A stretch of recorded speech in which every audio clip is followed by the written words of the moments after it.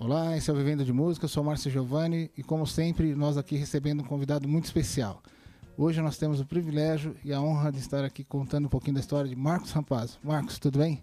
Tudo bom, é um prazer para mim estar participando do programa e bem-vindos ao London Studios, um lugar onde eu guardo muitas coisas, muitas histórias, muitos instrumentos, muitos fatos interessantes. Eu acredito que vocês vão gostar bastante. Ah, com certeza. A gente sempre inicia o programa perguntando ao nosso convidado o que te sugere a expressão vivendo de música? Bom, vivendo de música é como a própria palavra está dizendo, né? Uma pessoa que se dedica única e exclusivamente através dessa arte maravilhosa que eu acredito que é a minha vida, a razão da minha vida. E eu acho que para a gente poder sobreviver de música é a consequência de um trabalho bem feito. Eu mexo com produções, mexo com minha banda, o Beatles Forever, e também tenho o Rock in History. Tenho aqui também meu estúdio de gravação, que eu faço produções. Já fiz várias produções de vários artistas, alguns com renome internacional, no caso do Rodrigo Haddad. E também administro aulas de música de guitarra, violão, steel guitar, órgão, piano, né? E canto também, bateria. Bom, aí já vem uma curiosidade. Como é que surgiu a música na sua vida? Já veio de família, influência, ou foi a partir de algum fato inusitado? Como é que esse interesse tão forte, essa grandeza toda e esse envolvimento com a música te tomou? Como é que funcionou isso para você? Eu sempre gostei muito de arte de uma maneira geral, assim. Eu gosto muito de desenho. E eu comecei a estudar desenho, mas quando apareceu o movimento da Jovem Guarda, tinha um amigo meu que mostrava aqueles terninhos sem gola, tudo. Mas ele falou assim, olha cara, isso aqui é legal, mas isso aqui não vem do Brasil, isso aqui vem de lá de fora. Os caras são esses aqui. E mostrou uma foto dos Beatles de uma revista Manchete, ou Fatos e Fotos daquela época, né? E esse grande amigo meu, que faz muito tempo que eu não vejo ele, era o nosso dentista. Então eu lembro que eu chegava até mais cedo no consultório dele para ficar olhando as fotos das revistas que na época que tinha, era Fotos e Fotos, tinha Manchete, aquela revista Pequeno Intervalo. Então eu ia à procura de tudo que se relacionava aos Beatles. E na época de ginásio, eu lembro que tinha um álbum de figurinhas que mostravam a história dos Beatles. Eu fiquei maluco quando eu vi o George Harrison cada vez com uma guitarra diferente na mão, assim. Aquilo me pegou de um jeito assim que eu nunca mais fui o mesmo, entendeu? Aquilo foi o... acredito que foi onde me pegou mesmo, a visceral, foi uma coisa assim. Como é que começou a sua formação na música, né? Porque eu vi lá que você estudou, tal. Conta um pouquinho pra gente como é que funciona esse processo. Então, na época eu tinha, se não me engano, 12 para 13 anos. E o único conservatório que existia aqui no bairro era o Conservatório Musical Ernesto Nazaré. Isso era aqui nesse bairro mesmo? Isso, na rua Canuto Saraiva, aqui. Inclusive ele mudou hoje perto do Hospital São Cristóvão. Só que eu tive um problema muito grave com o pessoal do conservatório, porque eu queria aprender o som que estava lá de fora. E eles queriam que eu tocasse as músicas da Jovem Guarda, que eram as músicas do Roberto Carlos, do Erasmo Carlos, do Bob de Carlo, aquele pessoal todo, né? E eu lembro que eu me esqueço que a professora queria que eu tocasse aquelas músicas tradicionais. Lógico que eu era um aborrecente, vai. Mas eu queria tocar Ona Radiohead, queria tocar Shidovsky. E ninguém sabia me ensinar essas músicas. Aí eu passei para tomar aula com um professor que sabia muito de bossa nova e jazz. Mas também tinha um pezinho assim de contradição de não gostar do som do lado de fora. Eu sei dizer que eu vivia em atrito com todos, assim. Então, a única coisa que eu podia fazer era assistir os filmes dos Beatles, o Hard Day's Night, por exemplo. Eu lembro que eu assisti 16 vezes. O real, eu perdi as contas de quantas vezes eu vi. Porque eu queria, muitas vezes, quando dava sorte de a câmera focalizar o acorde que eles estavam fazendo, eu aprendi muito. Porque eu não queria aprender a fazer aqueles acordes dissonantes que vinham, embora seja uma harmonia rica, mas eu queria aprender a tocar aquele som que era dos Beatles. E não era dissonante, mas era uma coisa que tinha muita riqueza nos arranjos, nos detalhes, principalmente na parte da guitarra líder, as coisas que o George Harrison fazia, não era só baseado em cima de acordes, tinha muita coisa de intervalo, guitarra de 12 cordas, os improvisos, as frases, que hoje a gente fala de licks, uma coisa que hoje em dia tem nos métodos que a gente fala, o fraseado, o estilo, o líquido que o cara fez, mas naquela época ninguém nem sabia esses padrões, esses termos. E o interessante é que já te chamava a atenção vamos dizer assim, um foco diferente da música, né? Você já enxergava a música de uma outra maneira, não era simplesmente a música, você já estava pensando em como ela era formada, você já tinha essa ideia, essa visão, né? E eu sofri muito porque esse professor falou assim, então vai até a Casa Bevilacqua, lá você compra a partitura. Então eu lembro que eu era menor de idade e meu irmão tinha 3 anos mais velho que eu, meu irmão Ricardo. Uhum. E minha mãe só deixava a gente ir para a cidade se ele fosse junto. Então a gente foi até a Casa Bevilacqua lá e comprou uma partitura do Guel, né? Aí não tinha o Guel com os Beatles, tinha com o Ronnie Von. Aí tava num outro tom. Eu fui tocar, fiquei pé da vida que eu queria tocar junto com o disco e não dava certo. Eu peguei, rasguei a partitura. Todo mundo queria brigar comigo porque, afinal de contas, custou dinheiro, né? E eu não lembro exatamente se eu rasguei, mas eu queria morrer, que não dava certo, né? E aí eu falei, vou ter que tirar por mim mesmo, por minha conta. E isso dizer que foi uma busca incessante, assim, uma estrada muito difícil que eu percorri, assim. Os músicos daquela época tinham muita dificuldade. Hoje em dia o cara põe na internet música tal, aparece a tablatura, aparece uma coisa.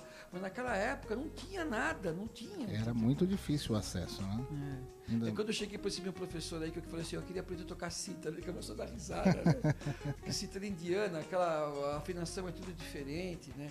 Por causa do George Harrison, eu acabei mergulhando também nessa viagem aí de estudar música oriental, né? Você acabou, como você disse também, se envolvendo com vários instrumentos, né? Tendo um envolvimento. Conta um pouquinho pra gente dos instrumentos que você toca, um pouquinho de como surgiu esses instrumentos. Por exemplo, lógico que eu comecei tocando violão. Aí depois meu pai, no Natal de 67, deu uma guitarra para mim e para o meu irmão. A gente tinha uma banda que chamava Os Psicodélicos. A gente foi, na época, em 67, abrir um programa do Ronnie Von, na Cita TV Celso, tocando Sgt. Peppers. No Natal de 67, meu pai deu uma guitarra para cada um e comprou a bateria para o meu irmão. Então a gente precisava, como a gente era em 3 irmãos, ficava um que faltava o baixo. Aí acabamos convidando um outro amigo para fazer o baixo. Mas a minha guitarra até então era uma guitarra muito bem feita, a melhor que tinha aqui no Brasil. Mas eu sempre sonhava com as guitarras dos Beatles, né? Isso demorou muito tempo. Só em 1977, quando a gente começou a ter o projeto de fazer o Beatles Forever, que a gente começou, eu já tinha minha Fender Stratocaster, que eu pagava com muito sacrifício, eu tocava, eu chegava a tocar nos barzinhos, na época não era barzinho, era boate. Eu era menor de idade, não podia, então tinha que ter uma autorização do juizado de menores. Então eu tinha uma Stratocaster, uma Fender que eu comprei na casa de Ovecchio, e tinha uma Les Paul. Mas como o Beatles precisava ter as guitarras iguais, foi difícil, foi muito difícil. Eu tive que pegar uma guitarra Gretsch que eu comprei de um amigo meu, que ela era orange, né, laranja, mas a guitarra do George Harrison era um marrom escuro, né? E na época, trazer uma outra dos Estados Unidos, então eu fiz o crime de tirar o pito original da guitarra, e um luthier famoso chamado Sugiyama, que é um senhor japonês que fabrica violão clássico, convenci ele a pintar a guitarra de marrom escuro, né?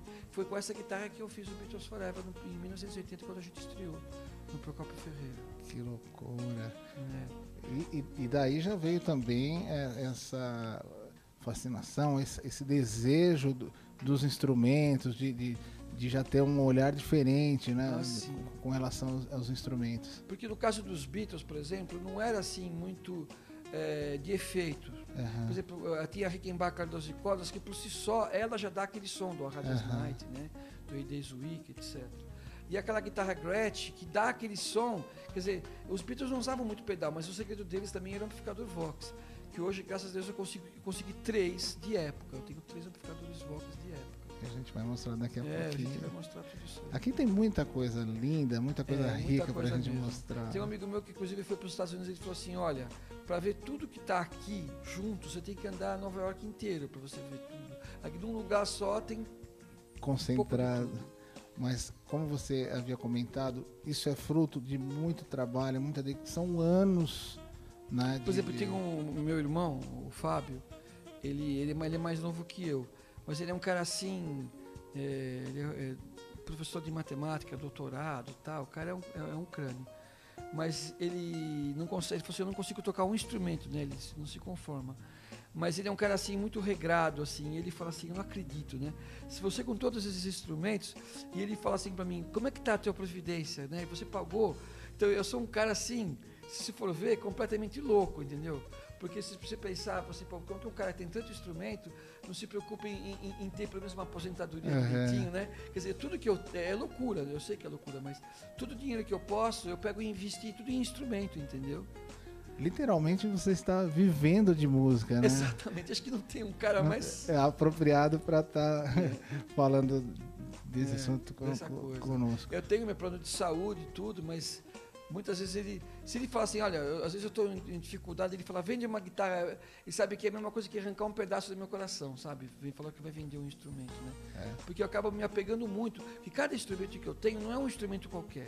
Se eu comprei aquele instrumento é porque ele tem uma história, foi de algum artista, ou exatamente igual. Por exemplo, eu tenho uma guitarra do filme De Volta para o Futuro. Aquela guitarra do filme está comigo.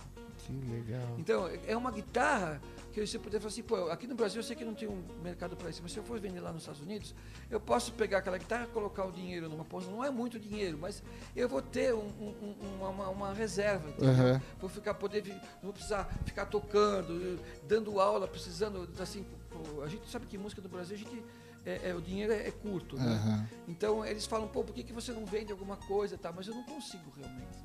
Na verdade é o amor que você tem pela música, pelo instrumento. Pelo instrumento, né? Por todo esse mundo mesmo que é a música, né? A gente sempre comenta, né, que é difícil você entender como a música toca tão fortemente.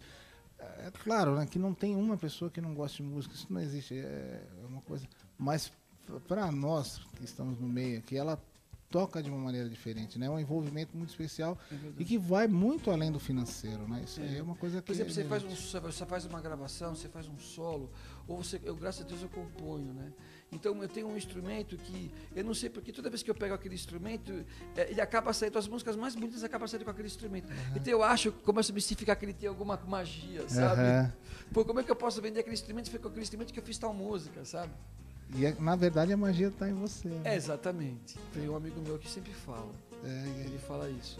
Ele fala assim, cara, pode dar qualquer instrumento para você que você vai tirar um som diferente, né?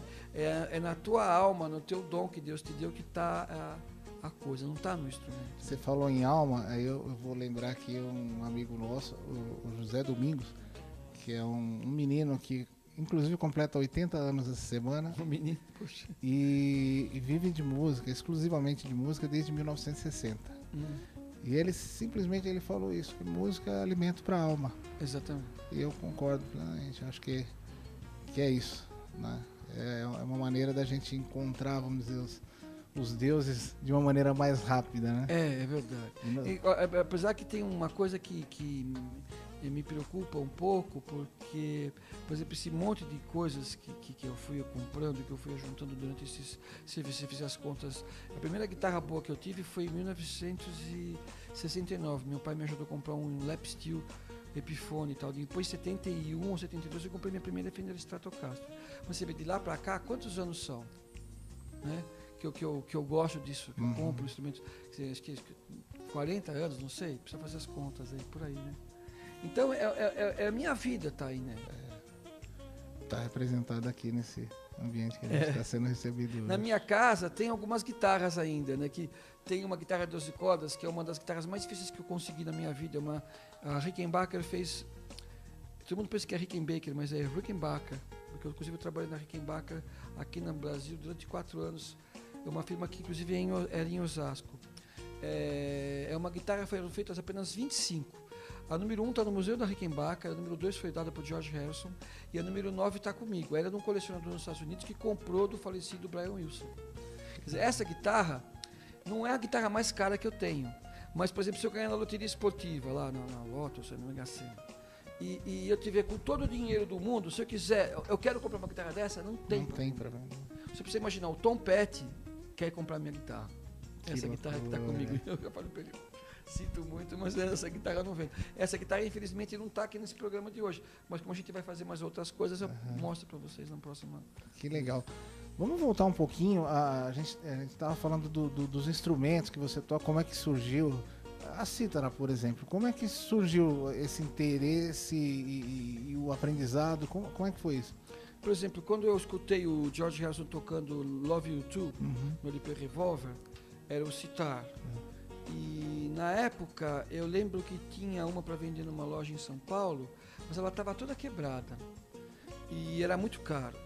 Aí, um belo dia, eu não lembro exatamente quando foi. Se o Beatles falava isso em 80, eu já tinha ela. Deve ter sido por volta de 79, mais ou menos.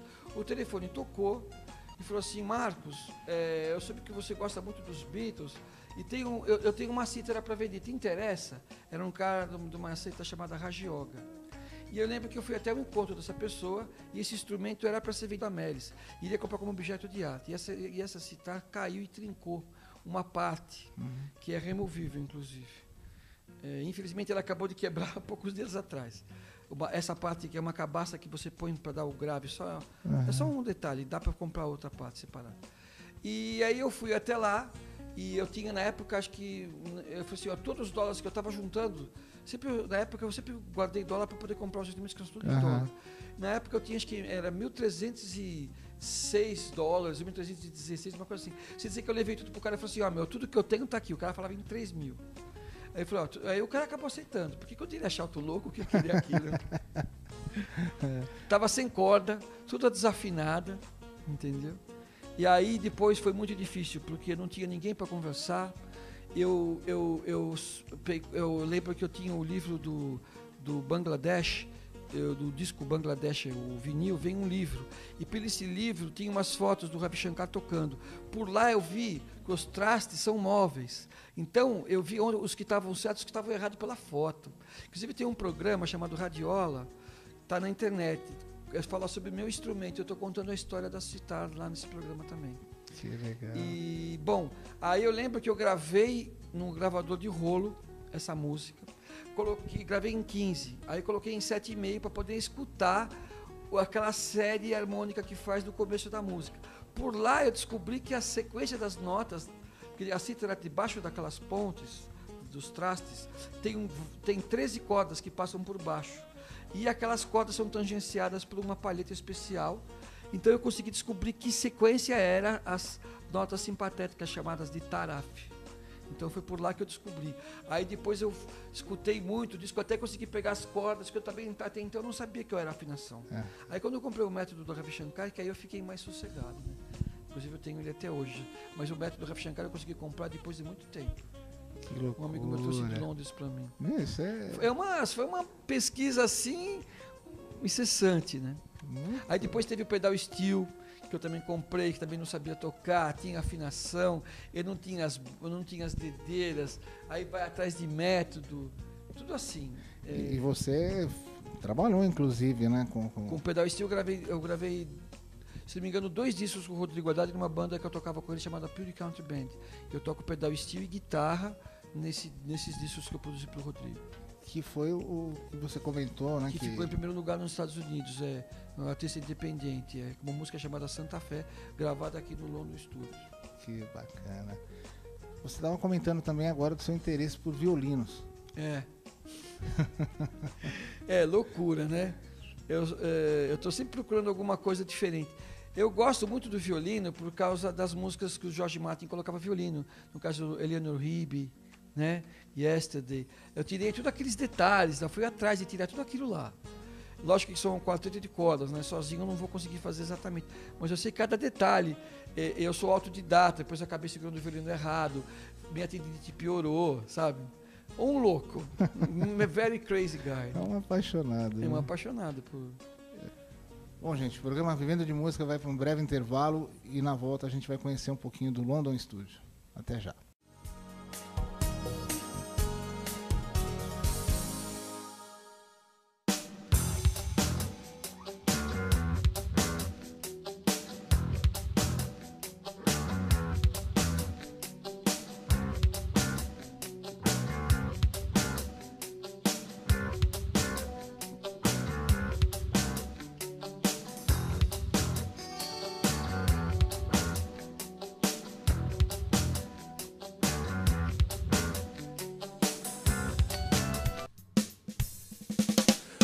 de música, vou seguindo o meu caminho, procurando encontrar com os meus sonhos de menino.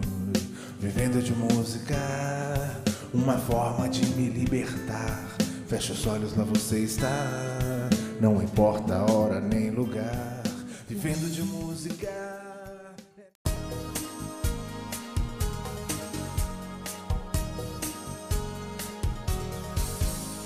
O programa Vivendo de Música está de volta hoje num programa muito especial, direto do London Studio, conversando um pouquinho, conhecendo um pouquinho mais de Marcos Rampazzo. Marcos, conta pra gente um pouquinho dessas histórias todas aqui, desse todo o seu acervo. Agradeço a oportunidade. Bom, cada guitarra que vocês estão vendo aqui tem uma parte muito especial na minha vida, porque elas foram aparecendo aos poucos, né? Por exemplo, a primeira guitarra de todas que está aqui, a primeira guitarra que eu consegui, de todas essas que estão aqui, foi essa Fender Stratocaster.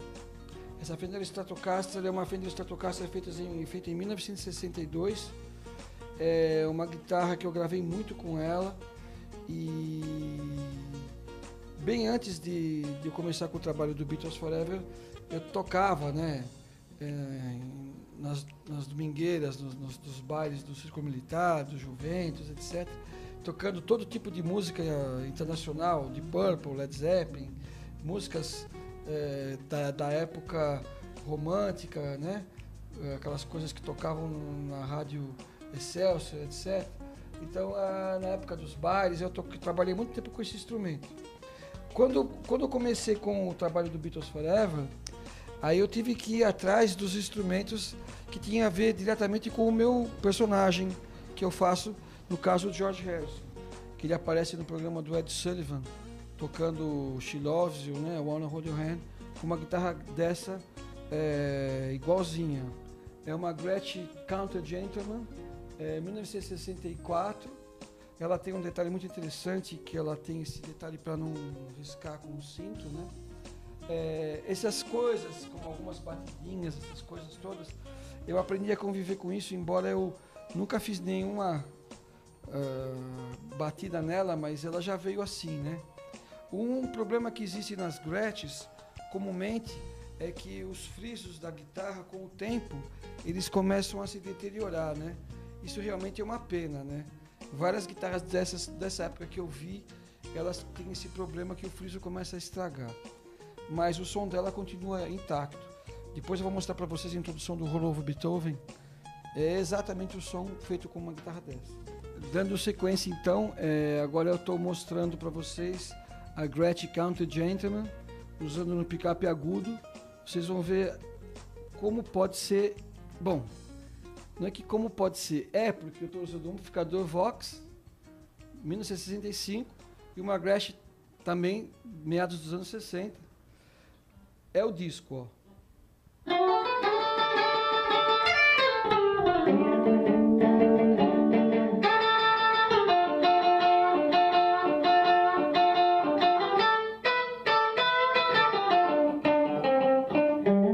Gonna run, little record, gonna make it to my local DJ.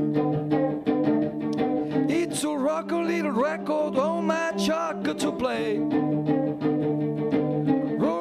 Beethoven, gotta hit it again today.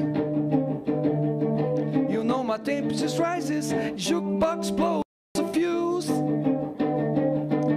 My heart beat the rhythm, my soul keep it singing the blues. Roll over Beethoven, rocking it 2x2.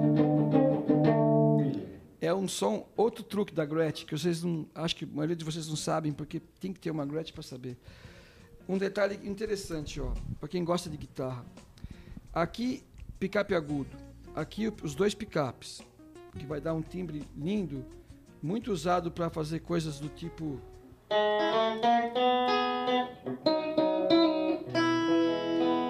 Ou...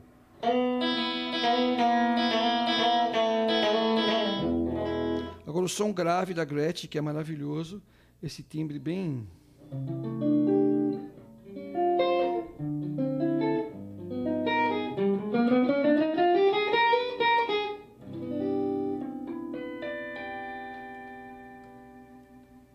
Agora, um detalhe interessante é que esse botão de volume é desse captador, esse botão de volume é desse captador. Aí você fala, poxa, mas esse aqui eu selei todos os captadores. Nossa guitarra não tem tom, ela tem um tom pronto, ó. Aqui é menos e aqui é mais. Coisas do tipo... I Follow the Sun, o George Harrison gravou, então, com esse atenuador, né? Agora, uma das coisas que eu mais gosto é esse truque aqui, ó. Esse...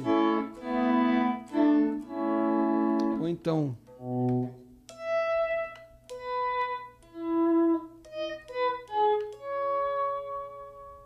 Ele fazia tudo com o... Em vez de usar no pedal do volume, ele fazia através do botão de volume. Ou seja, essa guitarra é muito estranha, porque ela tem um botão de volume geral, um botão de volume para cada captador, esse botão que seleciona os captadores como qualquer guitarra, mas que ninguém esperava, que ela não tem um botão de volume linear, ela tem um botão de tom pronto, um preset pronto. Outra coisa muito estranha que ninguém imagina o que seja, é isso aqui, ó. Repara bem que essa ponte, ela sobe e encosta nas cordas. Isso tem uma borracha na ponta dessa ponte. Então, é uma invenção que não deu muito certo, porque o instrumento fica com um som meio de banjo. Só que como a borracha acabou gastando, o som dele não ficou muito bom. É uma invenção que não deu muito certo. Eu acredito que o George Harrison nunca usou isso. Mas essa guitarra é cara por causa desse negócio chamado double mutes, que são esses abafadores que sobem através dessas pequenas alavancas. E para finalizar a loucura, uma guitarra que tem um botão de liga e desliga.